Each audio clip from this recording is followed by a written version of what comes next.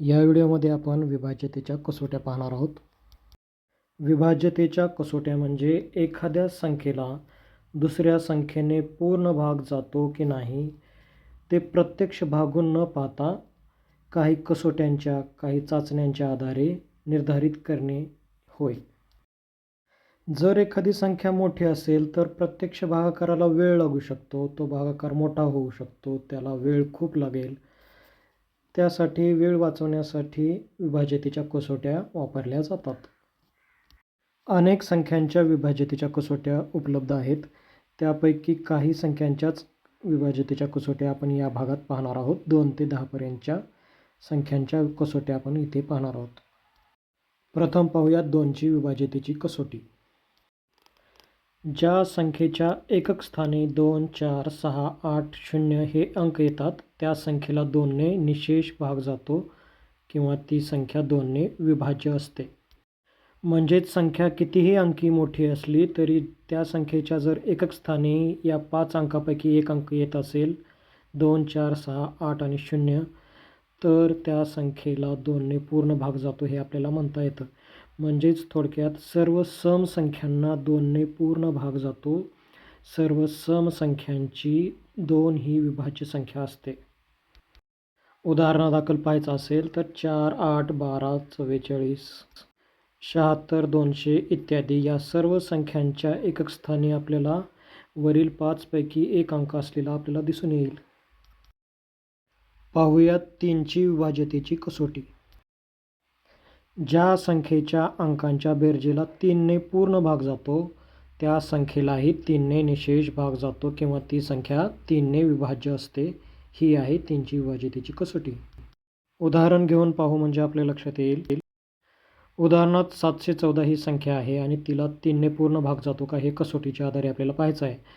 तर प्रथम त्या संख्येतील सर्व अंकांची आपल्याला बेरीज करायची आहे. म्हणजेच 7 + 1 + 4 यांची बेरीज करायची. बेरीज येईल 12. 12ला 3ने पूर्ण भाग जातो म्हणून 714 या संख्येलाही 3ने पूर्ण भाग जातो, निशेष भाग जातो हे आपल्याला सांगता येईल. पुढची कसोटी आहे 4ची विभाज्यतेची कसोटी. तर दिलेल्या संख्येतील शेवटच्या 2 अंकांना 4ने पूर्ण भाग जात असेल तर त्या संख्येलाही 4ने निशेष भाग जातो किंवा ती संख्या 4ने विभाज्य असते. ही आहे 4ची विभाज्यतेची कसोटी. दिलेली संख्या ही किती मोठी असेल, कितीही अंकी असेल तरी जर त्याच्या शेवटचे 2 अंक म्हणजे दशक आणि एकक स्थानचा जो अंक आहे त्याला जर 4ने पूर्ण भाग जात असेल तर त्या संपूर्ण संख्येलाही 4ने पूर्ण भाग जातो. उदाहरणार्थ इथे जे 3 संख्या दिलेल्या आहेत त्यांच्या शेवटचे जे 2 अंक आहेत. पहिल्या संख्येत 40 आहे, 40ला 4ने पूर्ण भाग जातो म्हणून त्या संपूर्ण संख्येलाही 4ने पूर्ण भाग जाईल. पुढच्या 2 संख्यांमध्ये शेवटचे 2 अंक मिळून जी संख्या तयार होते ती 12 आणि 32 आहे. 12लाही 4ने पूर्ण भाग जातो, 32लाही 4ने पूर्ण भाग जातो. त्यामुळे या दोन्ही संख्या 4ने विभाज्य आहेत. 5ची विभाज्यतेची कसोटी पाहूयात. खूप सोपी कसोटी आहे. ज्या संख्येच्या एकक स्थानी 0 किंवा 5 हे अंक येतात त्या संख्येला 5ने निशेष भाग जातो किंवा ती संख्या 5ने विभाज्य असते. म्हणजे दिलेल्या संख्येच्या जर एकक स्थानी 0 किंवा 5 या दोन्हीपैकी एक अंक असेल तर डोळे झाकून सांगायचं की या पूर्ण संख्येला 5ने पूर्ण भाग जातो किंवा ही 5ने विभाज्य अशी संख्या आहे. उदाहरणार्थ 360, 2815 किंवा 3,87,490 कितीही मोठी संख्या असू द्या तिच्या शेवटी जर 0 आणि 5 असेल तर त्या संख्येला 5ने पूर्ण भाग जातोच. 6ची विभाज्यतेची कसोटी. ज्या संख्येला 2ने व 3ने पूर्ण भाग जातो त्या संख्येला 6ने निशेष भाग जातो किंवा ती संख्या 6ने विभाज्य असते. म्हणजे ज्या संख्येला 2नेही पूर्ण भाग जातो आणि 3नेही पूर्ण भाग जातो, दोन्हींनीही पूर्ण भाग जात असेल तर त्या संख्येला 6ने सुद्धा पूर्ण भाग जातो. ही आहे 6ची विभाज्यतेची कसोटी. उदाहरणार्थ 12,774 आणि 7,242 या दोन्ही संख्याला 2ने पूर्ण भाग जातो कारण त्या सम संख्या आहेत. 3नेही पूर्ण भाग जातो कारण कसोटी जर वापरली 3ची तर बेरीज करून जर आपण पाहिलं त्यांच्या अंकांची तर त्याला 3ने पूर्ण भाग जातो. 2 आणि 3 या दोन्ही संख्यांनी या संख्येला पूर्ण भाग जातो, म्हणून 6ने सुद्धा या संख्यांना पूर्ण भाग जातो. आता पाहूयात 7ची विभाज्यतेची कसोटी. थोडी किचकट वाटावी अशी ही कसोटी आहे. दिलेल्या संख्येतील एकक स्थानच्या अंकाची दुप्पट करावी, ही दुप्पट उर्वरित अंकांतून वजा करावी. तयार झालेल्या संख्येस 7ने पूर्ण भाग जात असल्यास दिलेल्या संख्येलाही 7ने पूर्ण भाग जातो. ही कसोटी न वापरता थेट दिलेल्या संख्येला 7ने पूर्ण भाग जातो का नाही हे भागाकार करून जर पाहणं सोपं वाटत असेल तर तेच करावं, कारण ही कसोटी थोडी किचकट आहे. उदाहरणार्थ 245ला 7ने पूर्ण भाग जातो का हे कसोटीच्या आधारे पाहू.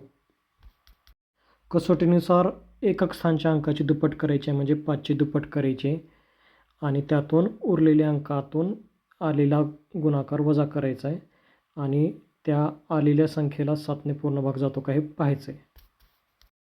एकक स्थानच्या 5ची आपण दुप्पट केली म्हणजे 5 गुणिले 2 केलं 10 आलं. उरलेली जी संख्या आहे 24, त्याच्यातून आलेला गुणाकार वजा केला, 10 वजा केला, वजाबाकी येते 14. 14 भागिले 7, कारण 7ने पूर्ण भाग जातो का बघायचं आहे. भाग जातो, 7 दुनी 14. यावरून आपण असं सांगू शकतो की 245ला सुद्धा 7ने पूर्ण भाग जातो. इतकं करत बसण्यापेक्षा सरळ 245ला 7ने भाग घातला तर ते सोपं जाईल. पुढची कसोटी आहे 8ची विभाज्यतेची कसोटी. ज्या संख्येच्या शतक, दशक, एकक मिळून तयार होणाऱ्या संख्येला 8ने पूर्ण भाग जातो त्या संख्येला 8ने निशेष भाग जातो.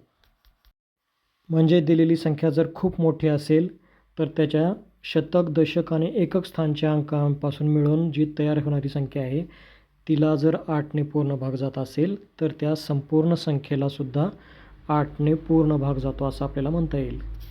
उदाहरण घेऊन पाहू. 520ला 8ने पूर्ण भाग जातो, म्हणून ज्या संख्या आहेत ज्यांच्या शेवटी 520 येतं त्यास कोणत्याही संख्येला, कितीही मोठ्या अंकी संख्येला 8ने पूर्ण भाग जातो असं आपल्याला म्हणता येईल. 9ची विभाज्यतेची कसोटी. ज्या संख्येच्या अंकांच्या बेरजेला 9ने पूर्ण भाग जातो त्या संख्येलाही 9ने निशेष भाग जातो किंवा ती संख्या 9ने विभाज्य असते. हीच गोष्ट आपण उदाहरण घेऊन समजून घेऊ.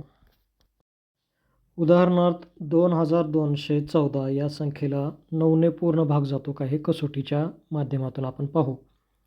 तर कसोटीत सांगितल्यानुसार प्रत्येक अंकांची बेरीज करायची आहे. 2 अधिक 2 अधिक 1 अधिक 4 बरोबर बेरीज येईल 9.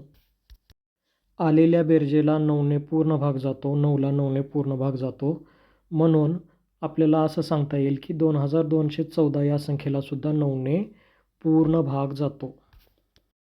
या भागातली शेवटची विभाज्यतेची कसोटी म्हणजे 10ची विभाज्यतेची कसोटी. खूप खूप सोपी कसोटी आहे. ज्या संख्येच्या एकक स्थानी 0 हा अंक येतो त्या संख्येला 10ने निशेष भाग जातो किंवा ती संख्या 10ने विभाज्य असते. ही आहे 10ची विभाज्यतेची कसोटी. उदाहरणार्थ 40, 670, 5280, 1,73,920 इत्यादी. ज्या संख्येच्या शेवटी 0 आहे, एकक स्थानी 0 आहे, त्या प्रत्येक संख्येला 10ने पूर्ण भाग जातो.